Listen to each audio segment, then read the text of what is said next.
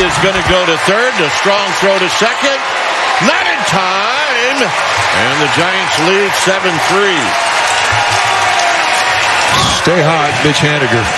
Now, back to Willard and Dibs on 95.7 The Game. Yeah, stay hot, Mitch Haniger. That's easy because Casey Schmidt has found the magic elixir to Mitch Haniger's game.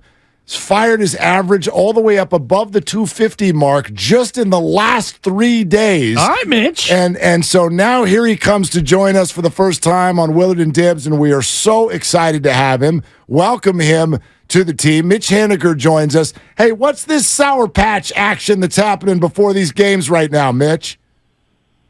Yeah, I mean, Casey's always eating food nonstop, so we're always on him. And then one day he brings in candy into the dugout, so I'm always on him, giving him good fun. But he's like, "You got to have one." I was like, "All right, fine." Like, candy is like my my vice. It's like, but I don't eat it often. But Sour Patch Kids are one of my favorites. So he gave me one, and I hit a home run. So the next day he did it again. I hit another one, and then when we need some hits, he feeds them to me. So it's all Casey. That's hilarious. Is this guy like a candy pusher or something? Like, what do you mean he's always right? Like, what's the deal with this guy? No, I think he's just pushing food on everyone. He brought a plate of food one time in the dugout, and I was like, "Hey, man, this has got to end right here." It was before the game, granted. I'm not saying it's during the game, but he's a character. He's been fun to play with, and obviously been great for us. How much is that a real thing? Because we on the outside hear, the infusion of youth and life in the clubhouse and all the rest of it. But this kid's like 8 years, 9 years younger than you and, 12 years younger than Craw. Is this real infusion of youth a thing in Major League clubhouses? Yeah, it definitely helps. And especially when they come up and they're productive right away. I think what you've seen over the last 5-6 years across Major League Baseball is certain teams going extremely young and I think maybe kind of rushing guys a little too much, and you see guys struggle a lot. But luckily, these guys that we've called up in our clubhouse are ready, and they're itching to be productive, and they have been. And it's been really fun for us. And we're on a roll right now, and we wouldn't be that way if it wasn't for these guys. Yeah, Mitch, I'm fascinated by that, particularly with the way you're talking about Casey, which sounds like something that someone would do after they've been there for longer than he's been there. Specific to what you've seen since he's come up, how is the clubhouse different now as opposed to the way it was before he got there? It's always been good. It hasn't been anything drastic. I think it's just, and we joke with the rookies all the time that we always say, you're lucky there's multiple of you, because if there's only one of you, you'd have it really tough. A lot of us, when we got called up early on, I was one of 2 rookies on my first team. But I think there's 5 or 6 of these guys, so the razzing gets spread out amongst 5-6 guys instead of all on 1 or 2. So we joke around with them a lot, and I think that's been probably the funnest time, is just giving the young guys crap, but they take it really well, and they know that we're just messing with them, and it's for all in good fun. How has the, quote, razzing changed since your rookie year in 2016 to now with social media and everything being so PC? Is it tough now as a vet to truly, quote, razz the youngsters? We still have our alone time on the bus, and there's still some times where you can have some good fun. But I would say for me as a rookie in 16 and 17, they were pretty easy on me. So, I've heard horror stories, and I've seen other guys have it a lot worse than I did, so I'm thankful for that. It's been good. I think all of these guys are having fun, and that's the most important thing. And I think back in the day, it would go a little too far, and young players would feel really, really uncomfortable. And I think, especially in our clubhouse, we're kind of past that point where, we want these guys to produce and play well for us, but at the same time, you got to knock them down off their high horse every once in a while. They're still young, so but they've been awesome. All right, so what'd you guys specifically do to Casey and Patrick when they showed up in recent days? Nothing specifically off the top of my head, but we do beer showers for their first homers and hits and stuff like that, and just try to keep them on their toes. That's all I'll give you. I know, and I appreciate it. There's a veteran answer right there. Yeah, those were some big pauses, yeah, Mitch. I can't recall. Because you were thinking about Mark, what to say there. Yeah. Something you need to say in the clubhouse. What happens yesterday when Brett Wisely gives up a 470-foot tank into the water in right field? Does he get a special reception in a garbage time home run allowed for a position guy? No, I mean, hey, at the end of the day, when you have a position player on the mound, all you can ask for is a quick inning, and unfortunately they scored a run, but it was a really quick inning, so I thought he did a great job. Mitch Haniger is with us here on Willard and Dibs. The Giants are hot, and so is he. Just to throw some stats out to our audience, your OPS on Thursday was 521. Now it's 704.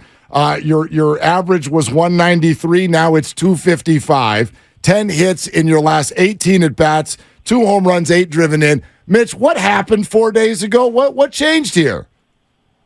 Just constant work. Like, sometimes it doesn't show up. I felt like I was on the right track for a while, and it wasn't really translating to the game. And just working on the swing, constantly trying to improve, and started to feel better last week. And been taking a lot better swings and seeing the ball much better, so it's been good.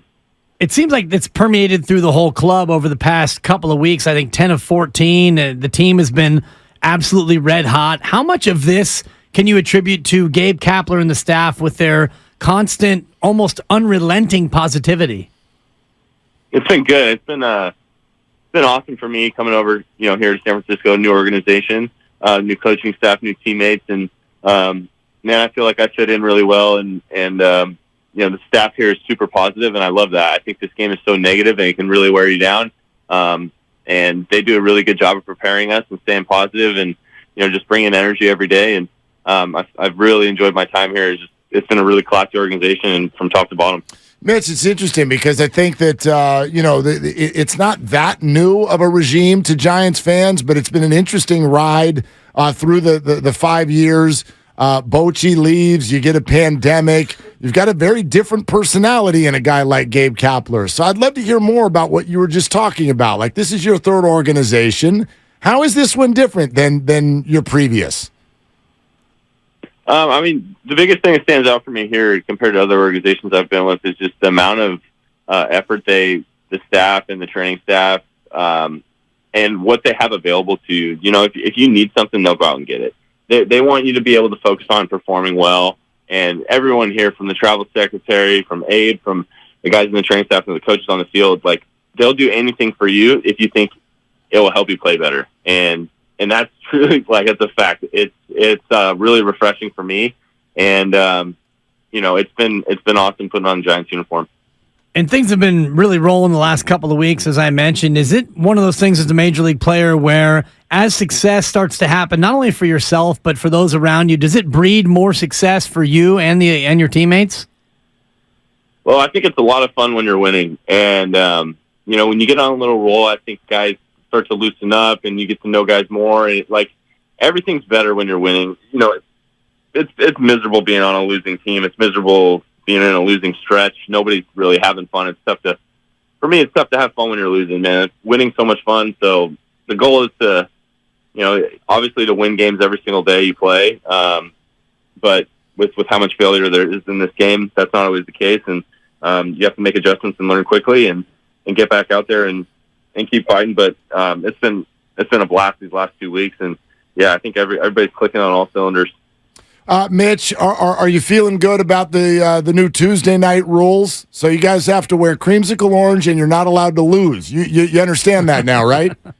I'm down with that. That's fine. Yeah. What do you think? I know that this is your first year in creamsicle orange, and every player has a little bit of a different take sometimes on those uniforms. What's yours? I think it's fun. It's something new.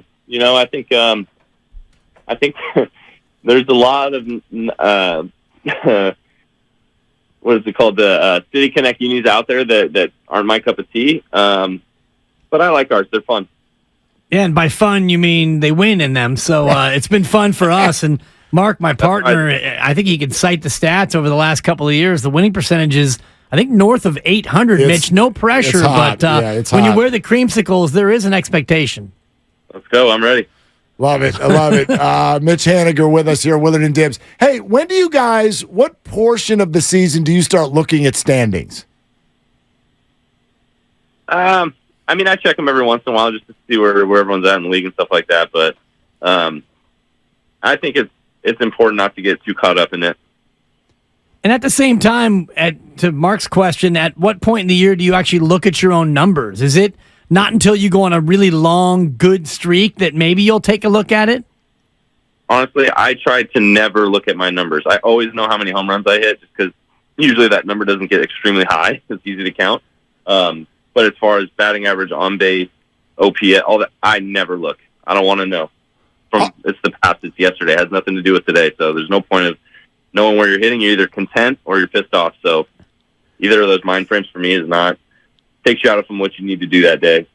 Okay, so home runs. Let's focus on that. Have you found that to be more difficult at Oracle Park as opposed to other places around the league? I haven't hit the ball too well here this last month, so I can't really give you an honest weigh-in on that. I think you put me in any ballpark this last month, my numbers probably wouldn't be drastically different. I wasn't swinging the bat all that great, so I give me some more time before I can answer that one. So if I ask you how many home runs you have, you'll probably get that one right. Yeah, I definitely know how many home runs I have. Yeah, 3, right? 4. I'm looking at his baseball Got him. right Yeah, now. exactly. Didn't take him long to correct the radio guy there. Well done, Mitch. Well played. Hey, Mitch, you talk about how meticulous this staff is. What were you told when you were signed with regard to platooning, facing right-handers, that kind of thing? How'd that conversation go?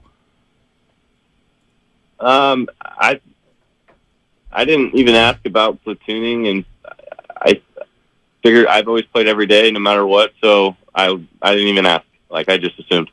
And that's your expectation. You're going to be out there in left field every night. Yeah. I think it was going to be occasional days off, but I think body's feeling good. I should be out there every day in left or right if Mike needs a day. So. Yeah, and that's kind of the way it's gone. At the same time, you've got a teammate in Brandon Crawford who is kind of being asked to maybe take more days off than he normally would have earlier in his career. What does that do for younger players on a club where you see a veteran who, not that he's willing to sit down, but he handles it with the correct attitude and aplomb? Yeah, hats off to him. I mean, he's been incredible, especially with helping the young middle infielders. You have, I think, 4 or 5-time Gold Glover on our staff, on our roster, willing to help. That's huge, and he's had a really positive attitude the whole time, and he's done great this last week when his name's been called upon. So he's been really huge for us. Mitch, the last few days have been looking great. Obviously, I think people are really excited about this team and for your arrival because you are still relatively new. On the way out the door of this conversation, we'd love to get to know you a little bit better in something we call the big finish. You up and ready here? Yeah, sounds good. Okay, let's rock and roll. Okay, this is Mitch Haniger on the Big Finish. Mitch, 2 categories. You just pick one. Do you want to do Candyland or Bay Area Boy? Let's do Bay Area Boy. Bay Area Boy. Okay. Good answer. How many times have you been to Shoreline Amphitheater? Oh, actually, I have never been. What? Wait a minute. You were born in Mountain View. Stop the interview. Time Yeah, out. I've never been. What? What? What? I mean, you're a music guy, aren't you? Yeah, but I mean, in high school, I didn't go to any concerts, and then I haven't really. I came back a little bit in the off seasons, but I was gone after high school, and I only went to, I think, 1 concert all through high school. Man, Too busy playing sports. Yeah, pay the under on no doubt. concerts attended at Shoreline. There's a stunner to lead off here on Bay Area Boy. Question number 2, Mitch. What is the best South Bay taqueria? I think La Vic's. Where's it located? San Jose, downtown San Jose. I think there's a couple locations, though. And what's your go-to when you go to La Vic's? Burrito with a special sauce. Now, Mitch, I had my Cal Poly class in the dugout talking to you just a couple of weeks ago, and you talked about the burritos and tacos that you used to rock in San Luis Obispo. How do they compare with your South Bay spot?